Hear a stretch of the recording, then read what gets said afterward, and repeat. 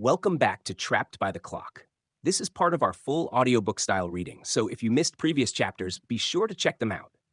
We've discussed how trucking differs from other industries and why flexibility is essential. But statistics and regulations only tell part of the story. The real impact of ELD enforcement is felt on the road, where truckers are forced into impossible situations, often risking their safety, income, and well being just to comply with a rigid clock. This chapter isn't about theories or policies. It's about the real experiences of truckers who have lived through the consequences of these regulations firsthand. These are their stories. Chapter 5, Real Life Stories. Story 1, Losing a full day of work and being forced to wait in poor conditions. Driver, Jonas tells his story. At 2:30 a.m., after a long shift, I got into my sleeper berth for rest.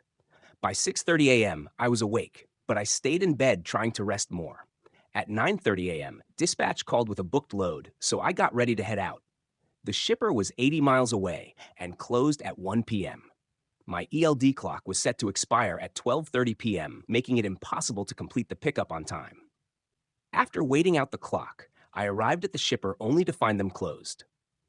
Now, dispatch told me to sit and wait until the next morning to get loaded. The load was set to go 535 miles from North Cleveland, Ohio to North Carolina and could have been delivered the next day. But now, due to the forced delay, the load wouldn't arrive until 2 days later. Lost a full day of work and pay due to ELD restrictions. Had to wait overnight at the shipper with no restroom, no food, no shower, and no place to do laundry. Felt sleepy while driving to the shipper because I had been awake since 6:30 a.m. but was not allowed to drive earlier when I was fully alert. If I had been allowed to start driving when I was fresh and alert, I could have safely picked up my load and completed the run on time.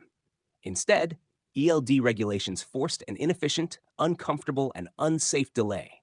Story 2. Forced to drive in a blizzard due to ELD rules. Driver, Muhammad tells his story. While heading north to make a delivery, I learned that a major snow blizzard was forecasted to hit the area the next morning. Knowing this, my safest option was to begin driving and arrive before the storm began. It was 8 p.m., and I was only 2 hours into my mandatory 10-hour break.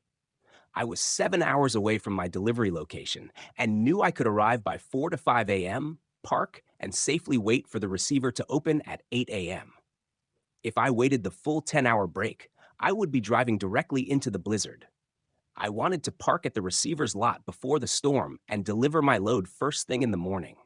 Instead, because of rigid ELD enforcement, I was forced to drive through hazardous conditions and was not able to deliver at all that day because of the many accidents on the highway ahead. It wasn't just me. Many truckers were forced to drive into the storm due to HOS rules.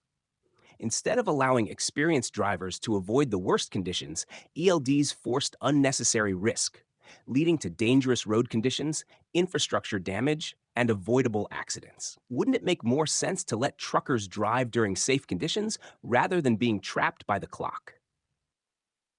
Story 3. Trapped by the clock in a hurricane path. Driver, Sarah tells her story. I was scheduled to deliver a load to Tampa Bay, Florida, but a hurricane was predicted to hit the area in 2 days. My plan was to deliver early and get out before the storm arrived. I was leaving from San Antonio, Texas, and needed to reach Tampa Bay by 10 a.m. to deliver first come, first served, and immediately leave the danger zone. To do this safely, I needed to skip my 10-hour break and drive the 1,100 miles through the day and night. If I followed ELD rules, I would get caught in the hurricane, stuck on the road alongside evacuating residents and emergency vehicles. Nonetheless, I followed the ELD. After driving 500 miles to Louisiana, I realized I wasn't going to beat this storm because I had to take another 10-hour break. I sat on this load for nearly a week before I could deliver it. I lost nearly 2 weeks of income because of the clock. Again, ELD regulations prioritize the clock over better options, forcing drivers to delay deliveries that impact the supply chain. This same issue happens with tornado warnings, severe thunderstorms, and other extreme weather. Drivers need flexibility to make safe choices, but instead, ELDs keep them on a rigid schedule, even when nature doesn't cooperate. Story 4, the frustration of shippers wasting A driver's clock. driver. Chemistry tells her story. One of the most frustrating realities of trucking is long shipper delays. Shippers sometimes take 6 to 7 hours to load a truck, yet my 14-hour clock keeps running the entire time, even if I'm resting or sleeping while they load. After waiting 7 hours at the shipper, I was finally loaded and ready to leave. But because my clock had been running all that time, I drove only 2 hours and was now required to take another 10-hour break before I could drive again. Instead of making progress on the road, I was forced into more downtime, delaying deliveries and cutting into my earnings. This is extremely common. Drivers lose hours of productive time due to delays completely outside their control. But ELDs don't allow any adjustments. A simple solution would be to pause the clock during loading/unloading, or allow drivers to count waiting time as off-duty rest. But instead, truckers are penalized for something that isn't their fault, making their job even harder and deliveries even slower. These stories make one thing painfully clear. ELDs were supposed to make trucking safer and more efficient, but instead, they've introduced new dangers, delays, and inefficiencies. Regulations meant to protect drivers are now forcing them into impossible situations, whether it's racing a storm, sitting idle for hours, or driving exhausted just to comply with the clock.